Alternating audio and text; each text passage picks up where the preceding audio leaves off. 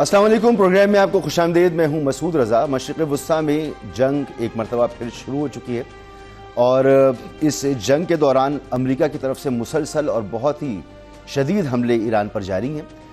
Iran के civil infrastructure को भी निशाना बनाया गया है। फौजी अहदाफ के साथ साथ रेलवे लाइन्स हों, पुल्स हों, उनको तबाह किया गया है। कोशिश ये की गई है कि चीन से जो राब्ता है, ख़ासतौर पर जो एक अहम पुल गिराया गया है, उसके मुतालिक यही बात सामने आई है कि चीन से जो एक रास्ता है उसको ख़त्म किया जाए। और ये मुख्तलिफ माहिरीन जो हैं वो बात कर रहे हैं कि चीन और रशिया खुल के तो ईरान के साथ नहीं है, लेकिन पीछे से वो मदद ज़रूर फराहम कर रहे हैं। तो वो सप्लाई लाइन भी अमेरिका ने काटने की कोशिश की है।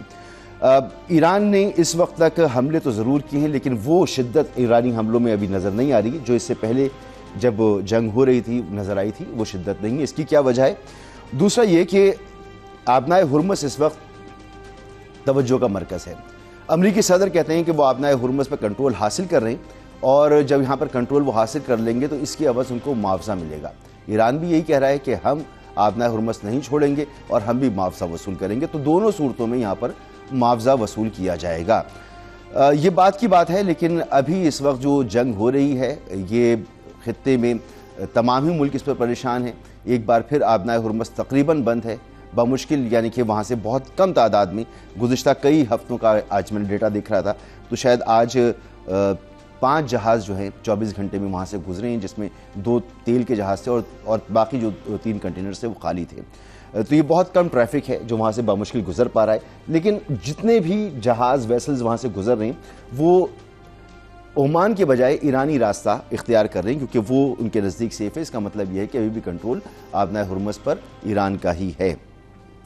क्या ये जंग किस हद तक आगे बढ़ेगी, कब दोबारा से मुज़ाकरात शुरू होंगे नहीं होंगे, क्योंकि दोनों फरीक़ैन के लिए ये मेक और ब्रेक है, अमेरिका के लिए भी और ईरान के लिए भी और फिर पूरी दुनिया के लिए। ये जंग जब भी ख़त्म होगी तो एक बदली हुई दुनिया होगी। अब अगर अमेरिका फ़तह हासिल करता है तो दुनिया किस तरह से बदलेगी, अमेरिका फ़तह हासिल नहीं करता तो दुनिया किस तरह से बदलेगी, इस पर भी बात करेंगे। पाकिस्तान में जो कुछ हो रहा है, ऑपरेशन शाबान के नाम से एक नया ऑपरेशन शुरू हुआ है और इसमें जो खवारिज हैं दहशतगर्द, उनको वासिल जहन्नुम किया गया है। 114 5 जुलाई से अब तक की उनकी हलाकतें हैं। पाकिस्तान की सिक्योरिटी फोर्सेस पर और आम शहरियों पर मुसलसल हमले किए जा रहे हैं और जहां मशरिक़ वस्ता में जंग बढ़ी है यहाँ पर भी हमले बढ़ गए। तो कहीं ये पाकिस्तान को डिस्क्रेडिट करने की पाकिस्तान के दुश्मनों की कोशिश तो नहीं है कि पाकिस्तान जो किरदार अदा कर रहा था इस जंग को रुकवाने में, पाकिस्तान को डिस्क्रेडिट किया जाए। इंसर्जेंसी वहाँ पर पहले भी है, लेकिन ये हालिया लहर पाकिस्तान में बहुत शदीद है। हमारे साथ मौजूद हैं air vice marshal retired Sajid Habib साहब, जनाब ओवैस तौहीद साहब और जनाब साहब अता शाहिद साहब सीनियर सिफारतकार हैं। ओवैस तौहीद साहब माहिर बैनुल-अक़वामी उमूर सीनियर सहाफ़ी और साजिद हबीब साहब दिफाई तज्ज़ियाकार। आप तीनों का बहुत बहुत शुक्रिया। सर ओवैस तौहीद साहब, आप तो अभी ईरान से होकर भी आए हैं, आप रहबर मुअज़्ज़म के जनाजे में शामिल थे, कवर किया आपने, तो इसी दौरान वहाँ पर ये हमले शुरू भी हो गए थे जब आप वहाँ मौजूद थे। क्या इस वक्त ईरान की तरफ से उस तरह का जो जवाब नहीं दिया जा रहा जिस तरह का पहले हमने देखा था, क्या ईरान की सलाहियतें कम हो गई हैं या मामला क्या है? शुक्रिया मसूद। देखिए, जब शहीद अयतुल्लाह अली ख़amenei साहब के फ्यूनरल प्रोसीडिंग जो ज़ाहिर बात है कि हफ्ता भर चली हैं और पूरी ईरान की सरकार रियासत का उसमें पूरे इंतज़ाम की ज़ेर निगरानी, पासदारान इनकलाब सब उसमें इन्वॉल्व थे, जहाँ पे ईरानी कौम पूरे बहुत बड़ी तादाद में निकल कर आई पूरे ईरान के अंदर, खुसूसी दारुल हुकूमत तेहरान के अंदर। तो जब ये आखिरी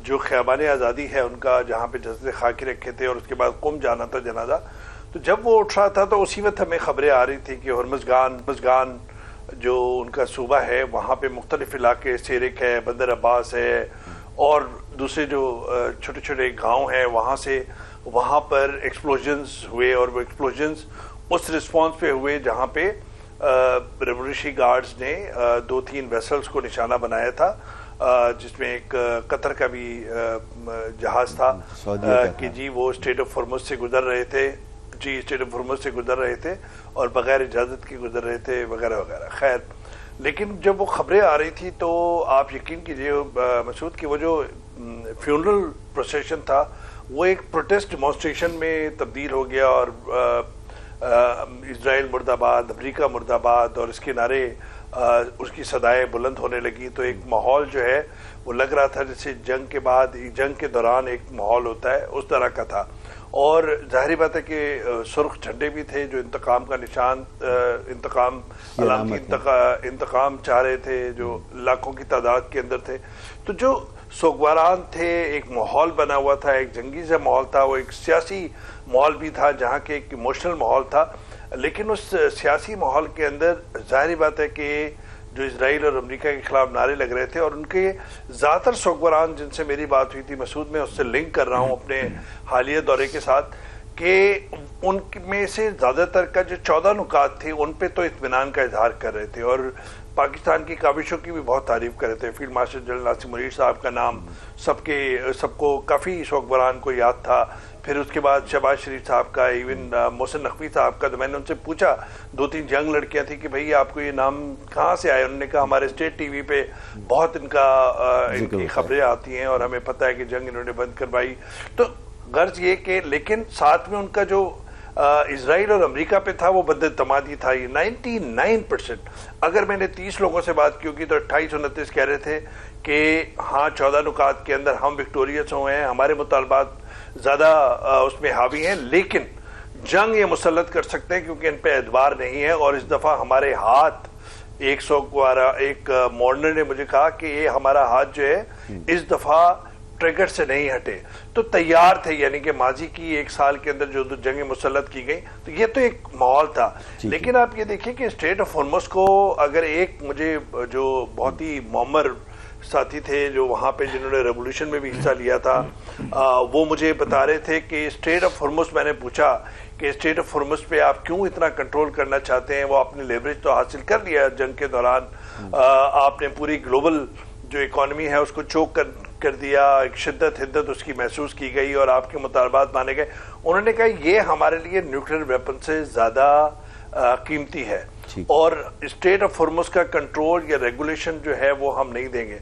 तो मुझे ऐसा लगता है मसूद कि जहां पर उनका लेवरेज है, एक स्ट्रेटेजिक सेट है और उन्होंने ये बात प्रूव भी की, लेकिन इसको अगर वो गन पॉइंट की तरह या उसकी तरह इस्तेमाल करेंगे तो शायद डिप्लोमेटिकली और पॉलिटिकली ईरान के फेवर में न जाए। और मैं इस वक्त जब एज वी स्पीक, ठीक है ट्रंप ने नेवल ब्लॉकेड अनाउंस कर दिया है, ट्रंप ने 20% कह रहे हैं कि जो अब हमारा कंट्रोल होगा और हम भी टोल वसूल करेंगे, और एक ईगोस की लड़ाई जो इस वक्त लग रही है। लेकिन मुझे एज वी स्पीक मुझे ये लग रहा है डिप्लोमेसी के अंदर, जाहिर बात है हमारे साथ सफारतकार भी मौजूद हैं रिस्पेक्टेड, मुझे लगता है डिप्लोमेसी के अंदर एक टर्म यूज होती है to escalate to deescalate, कि कहीं शायद मुझे लगता है कि अभी भी मुफाहमत की एक राह निकल रही है अगर ईरान के अंदर जो है वो एक थोड़ा सा तहम्मुल का, सब्र तहम्मुल का काम ले।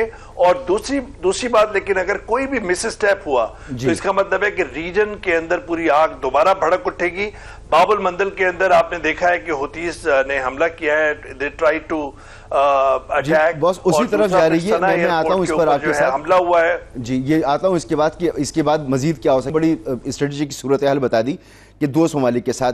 तो एयर वाइस मार्शल साहब, जब MOU के आर्टिकल 9 के मुताबिक आबनाए हुर्मुज़ का कंट्रोल ईरान के पास होगा, लेकिन वहाँ से जहाज़ गुजारे जाते हैं ईरान की मर्जी के खिलाफ और एक नई लाइन क्रिएट की जाती है, तो ये मुआहदे की खिलाफ वर्जी, ठीक है दोस्त ममालिक हैं, ब्रादर ममालिक हैं, मगर इस वक्त मामला ठंडा नहीं हुआ। इस वक्त एक मुफाहमत है, एक मुआहदे की तरफ जाने की कोशिश हो रही है।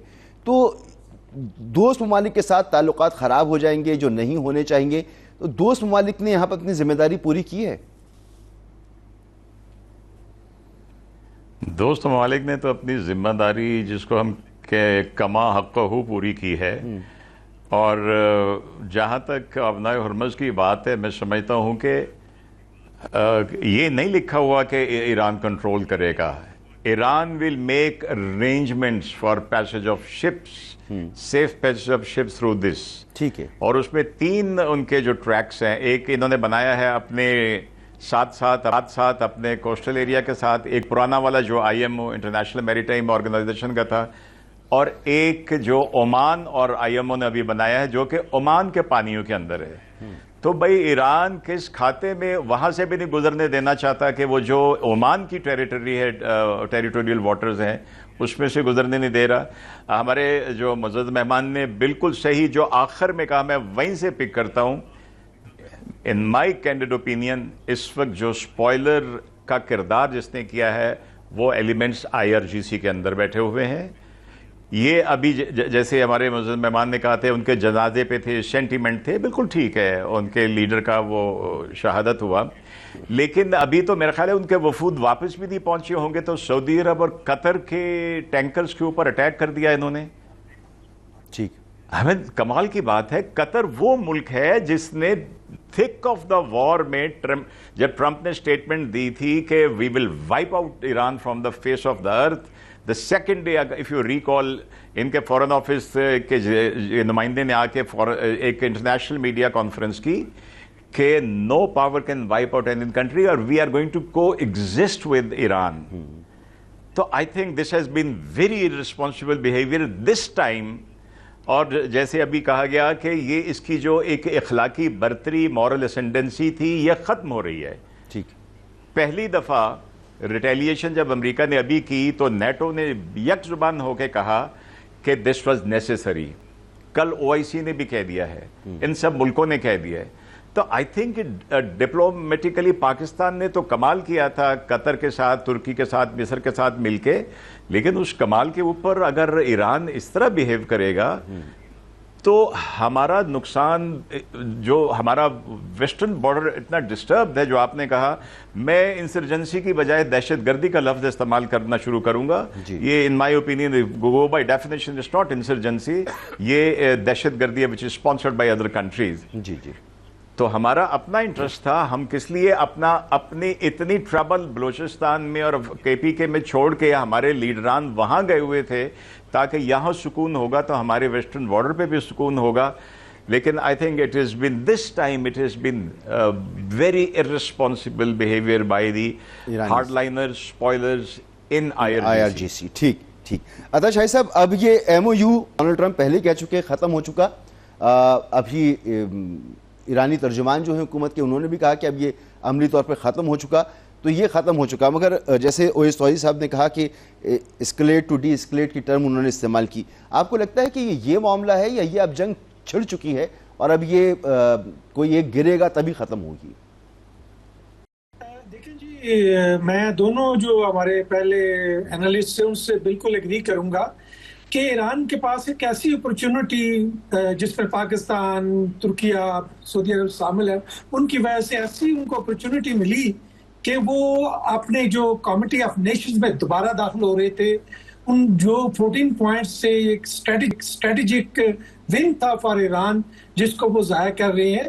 हाँ, जो 14 पॉइंट्स हैं वो खत्म नहीं हुए, ठीक है। लीडर्स की अपनी जो है वो ये स्टेटमेंट्स आएंगी, सख्त स्टेटमेंट, क्योंकि दोनों कंट्री इस वक्त फिर दोबारा से वार में हैं, एक दूसरे पे अटैक कर रहे हैं। जो अपना ईरान ने भी, आप देखें, फिर आज बहरीन पे, कुवैत पे, इवन जॉर्डन पे अटैक, और कतर पे जो उनका एक नेगोशिएटर है जो उनके हेल्प कर रहा है, उस पर भी अटैक कर दिया। तो ये एक बड़ी सूरत हाल जो है खित्ते की, जो है बहुत ही एक पीस की तरफ बढ़ते बढ़ते दोबारा हम जंग की तरफ जा रहे हैं। Behind the scenes efforts are फिर अभी ऑन है। आपके फील्ड मार्शल्स तुर्किया में हैं, उनसे भी बात कर रहे होंगे। हमारे बाकी भी जो डिप्लोमेट्स हैं, जो सीनियर डिप्लोमेट्स हैं, आपके डिप्टी प्राइम मिनिस्टर हैं, मोहसिन नकवी साहब हैं, सारे अपने कोशिशें कर रहे हैं अपने अपने लेवल पे कि किसी तरीके से इस जंग को रोका जाए। इसका सबसे बड़ा नुकसान मैं जो समझता हूँ वो ईरान को होगा। ठीक है, नुकसानात तो अमेरिका की तरफ भी होंगे, लेकिन ईरान जो है वो एक अपना जो उन्होंने एक असली विन, स्ट्रेटेजिक विन हासिल कर ली थी, वो उसको क्यों नुकसान पहुंचा रहे हैं, मुझे इस बात की समझ नहीं आ रही। और मैं तो ये चाहूंगा कि जल्द अज जल्द जो है ये जो जंग है वो खत्म हो और दोबारा से जो एक मुआहदा जो फ्रेमवर्क 60 डेज का है जिसमें ये ईरान वो सब चाहेंगे तो, लेकिन हो क्या रहा है ये बताएं। वो हो तो ठीक है, वो देखें अब जबकि आप अगर आप एग्री करके कि जी आप जो स्टेट ऑफ हॉर्मज़ 60 डेज के लिए तो एग्री था ना कि जो जितने भी जहाज शिपिंग लेन्स हैं उन पे अटैक नहीं होगा, तो फिर अगर आप अटैक करेंगे तो जवाब में अटैक तो आएगा। सर अटैक नहीं होगा, लेकिन ये भी तो है ना कि अगर ईरान को उसे मैनेज करना है तो ईरान की से राब्ते में आने के बाद ही जहाज गुजरेंगे ना। देखिए प्लीज, ये ईरान को मैनेज करना था, लेकिन 60 डेज में फ्री ईरान को चाहिए था कि वो कोई ऐसा जवाब ना प्रोवाइड करते हैं अमेरिका को। अब देखिए अभी तो सिर्फ अमेरिका है, खुदा न खास्ता दोबारा अगर इसराइल शामिल हो गया, ईरान का तो बहुत बड़ा नुकसान हो चुके। इससे पहले जो अफगानों ने अपना अफगानिस्तान तबाह करवा लिया। अनफॉर्चुनेटली मैं ये लफ्ज यूज नहीं करना चाहता, लेकिन जो ये रिलीजियस जो क्लैरिटी है, ये इसकी बड़ी आई थिंक ये सही फैसला नहीं कर सकते समटाइम्स। और अभी भी ये जो इनको अंदरूनी यकजहती मिली है या अंदरूनी सपोर्ट मिली है, उसका जो है वो नाजायज फायदा उठा रहे हैं। इनको चाहिए था कि ये जो उनको अपॉर्चुनिटी मिली है इसको जाया ना करें। ये अगर अपॉर्चुनिटी उन्होंने जाया कर दी तो फिर दोबारा जो है वो नुकसान, मैं आपको ये बता दूं, आप कुछ भी कह लें, ईरान जितना भी रिजिलियंट हो जाए, ईरान का बहुत बड़ा नुकसान हो जाएगा और अमेरिका का भी नुकसान होगा। लेकिन ईरान का अपने गल्फ कंट्रीज के साथ अपने, जैसे आप देखें इसमें फ्रांस भी और यूके भी शामिल हो रहे हैं स्टेट ऑफ हॉर्मज़ में, तो ये ईरान के लिए बहुत सी मुश्किलात पैदा हो जाएंगी। ठीक, यहाँ एक ब्रेक लेना है, ब्रेक के बाद बात करते हैं कि इनका नुकसान हो जाएगा बहुत बड़ा और ईरान ने रवैया अपना तब्दील नहीं किया तो ये सिर्फ ईरान का नुकसान नहीं होगा, ये बहुत बड़ा नुकसान होगा चाइना का, क्योंकि ऑयल की जो रास्ते हैं उन पर इजारादारी अमेरिका की होगी और फिर अमेरिका का जो रुख होगा वो बहरे हिंद में चीन को जो है वो घेरने में शायद ज़्यादा सर्फ हो, तो चीन के लिए और फिर रशिया के लिए बड़ा मुश्किल होगा। तो क्या ईरान जो है वो रवैया तब्दील नहीं करता था, वो अफगानिस्तान बन जाएगा या इराक बन जाएगा या कुछ और सूरत हाल होगी? एक ब्रेक के बाद।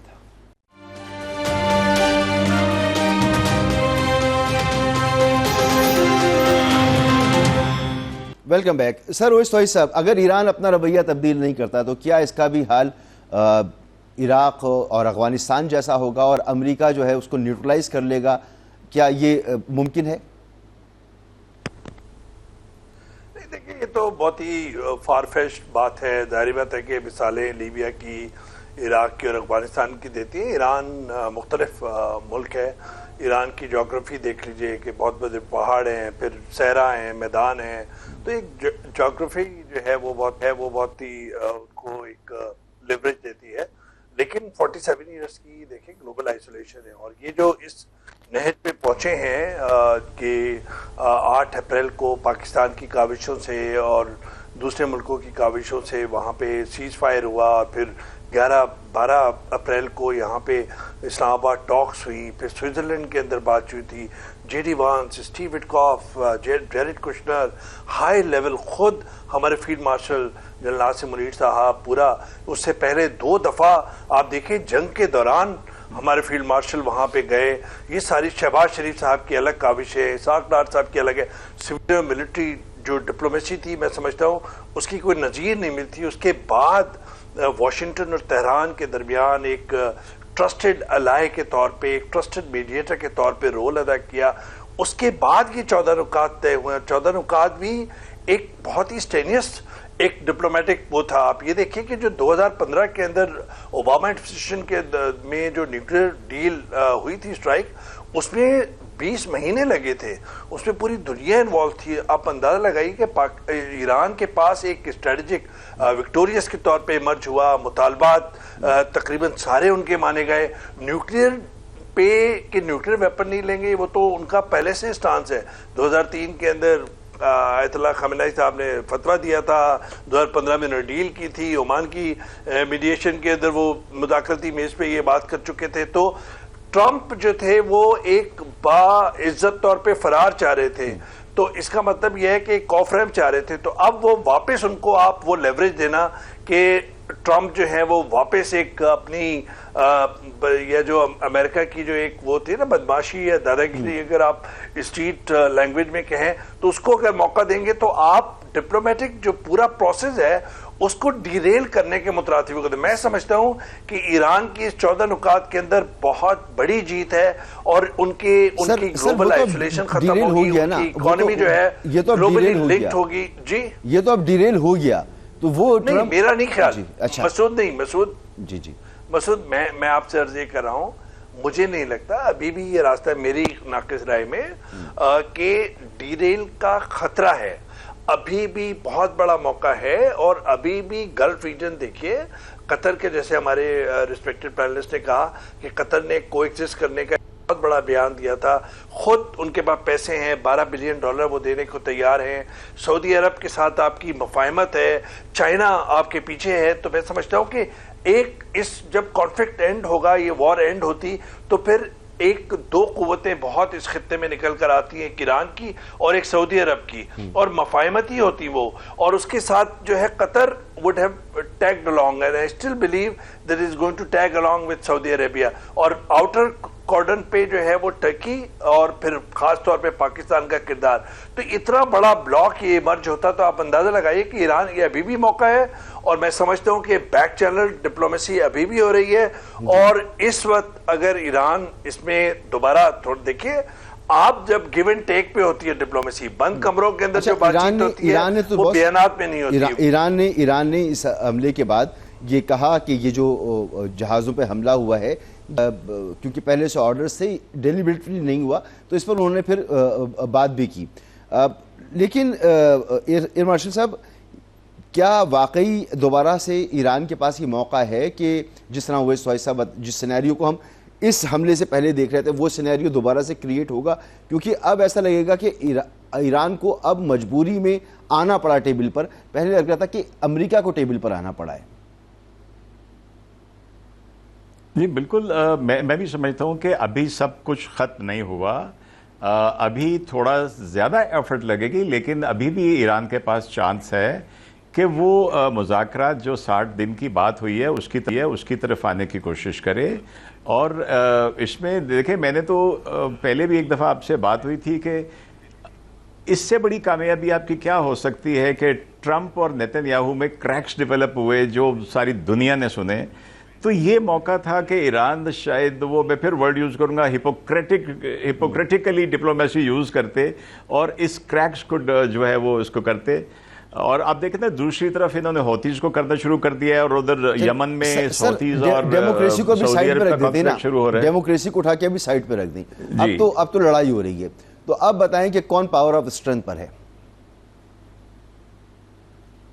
इन माई ओपिनियन पावर स्ट्रेंथ के ऊपर अमेरिका है। ठीक है।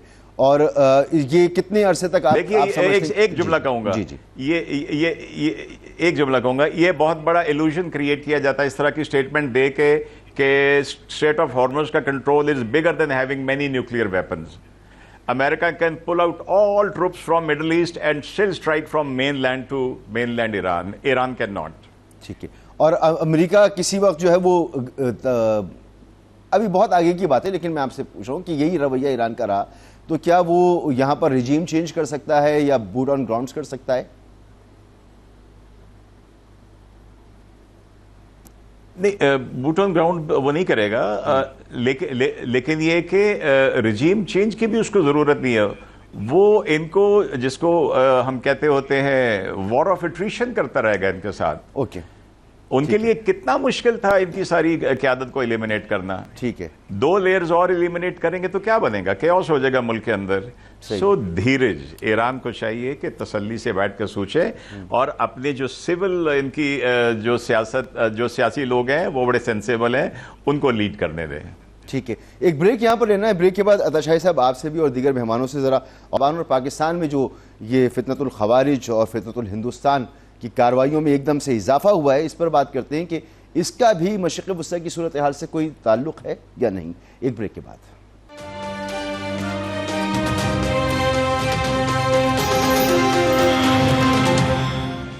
Welcome back. बलूचिस्तान में ऑपरेशन शाबान के इलाके में जारी है।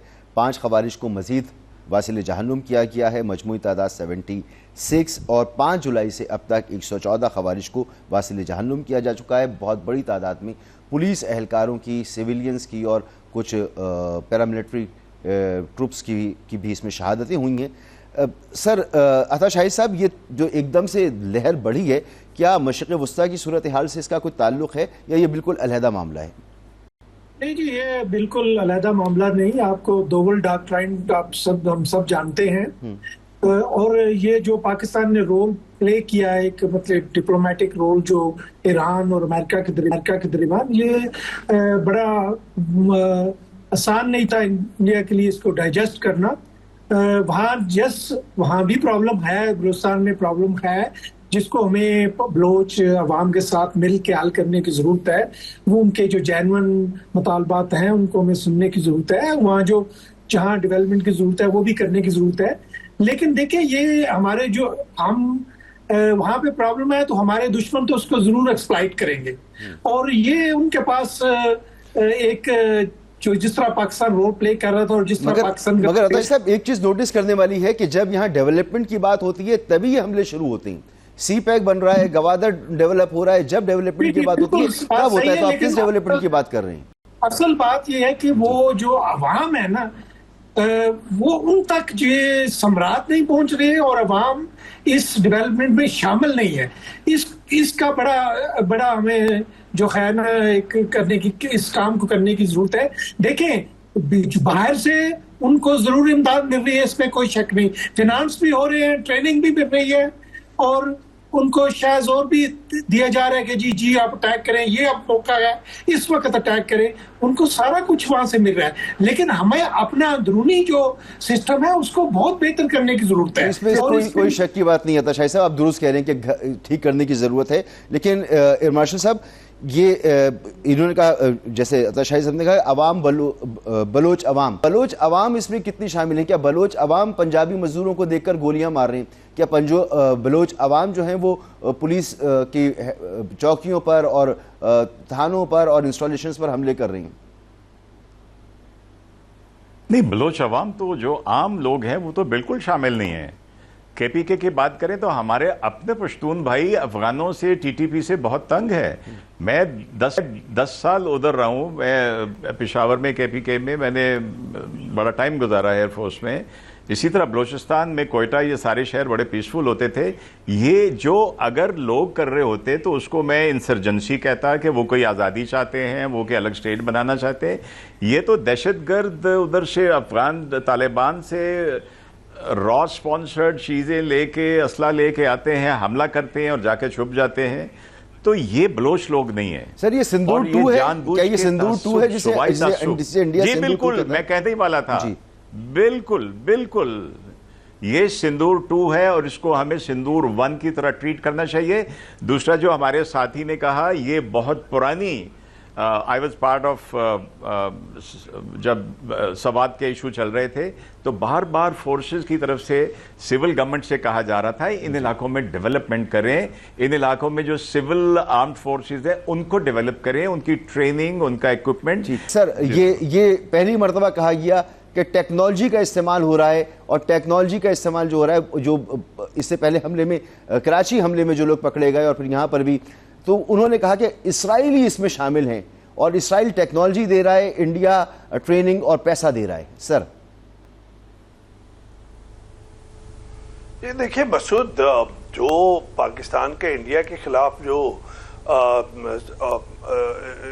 कॉन्फ्लिक्ट में पिछले साल की जो कामयाबी थी और जो इंडिया को शिकस्त दी थी, उसके बाद से इंडिया ने अपने सफरती ताल्लुकात भी उनके साथ और ज़्यादा मुस्तहकम करने की कोशिश की है। खुद उनके जो मिनिस्टर्स थे, उनके दौरे थे, उनको रेड कारपेट दिया गया। इवन खवातीन जो है उस प्रेस कॉन्फ्रेंस में नहीं थी, जर्नलिस्ट, तो उसके ऊपर बहुत शोर मचा, लेकिन फॉरेन ऑफिस ने वो भी अलाउ किया। इंडिया की एम्बेसी वहां पर है, तो दोबारा वो अपने पंजे गाड़ रहे हैं, क्योंकि उनकी फॉरेन पॉलिसी काफी आइसोलेशन का शिकार थी और उनके अपने इदारिये जो हैं वो ये जाहिर कर रहे हैं कि मैं आपसे डायरेक्ट एक सवाल कर रहा हूं कि आप क्या समझते हैं कि क्या जो इंडिया यहां कर रहा है उसका जवाब वैसे ही इंडिया को मिलना चाहिए, बजाय ये कि हम अफगानिस्तान में लड़ें और इधर लड़ें उधर लड़ें? असल फड्डा तो वहां से है। नहीं, देखिए हमारा जो प्रोफाइल है ना वो अब उसकी बहुत ज़्यादा अब इमेज बिल्डिंग हो चुकी है, और हमारी जो मिलिट्री डिप्लोमेसी, सिविलियन डिप्लोमेसी के जो इनरोड्स हैं उसको एक विंडो ऑफ अपॉर्चुनिटी मिली है गल्फ के रीजन के अंदर, अरब वर्ल्ड के अंदर। नाउ बहुत ऊपर की बात कर रहे हैं हम, तो मगरबी जो बॉर्डर है उसको हम मुस्तहकम कर सके। $7.5 बिलियन के वेपन छोड़ के गए थे मसूद अमरीकी जब विड्रॉल हुई, और इस वक्त रॉ बिल्कुल एक्टिव है। BLA BLF के साथ उनका नेक्सस बना हुआ है, TTP के साथ नेक्सस बना हुआ है। उसके अंदर मुझे ये लगता है कि बलूचिस्तान के अंदर जहां पे काइनेटिक जो ऑपरेशन कर रहे हैं उसके साथ साथ जो आपका नैरेटिव है स्टेट का, वो शायद इतना स्ट्रेंथन नहीं है कि वो जो टेररिस्ट हैं या जो इंसर्जेंट जिनको कहा जाता है उनके नैरेटिव को काउंटर करने के लिए मुझे लगता है कि स्टेट का नैरेटिव या प्रोविंस का या सिविलियन जो फोर्सेज है उनका, जो पॉलिटिकल फोर्सेज है उनका नैरेटिव इतना स्ट्रांग नहीं है। उसको मजीद मुस्तहकम होना चाहिए ताकि ब्रेन वॉशिंग ना हो और अवाम को, इनोसेंट पॉपुलेशन को टेररिस्टों के साथ अलग किया जाए, अलग किया जाए। ठीक, यहाँ एक ब्रेक लेना है, ये एक बड़ा टॉपिक, इंशाल्लाह फिर किसी नशिस्त में बात करेंगे। फिलहाल एक ब्रेक लेते हैं।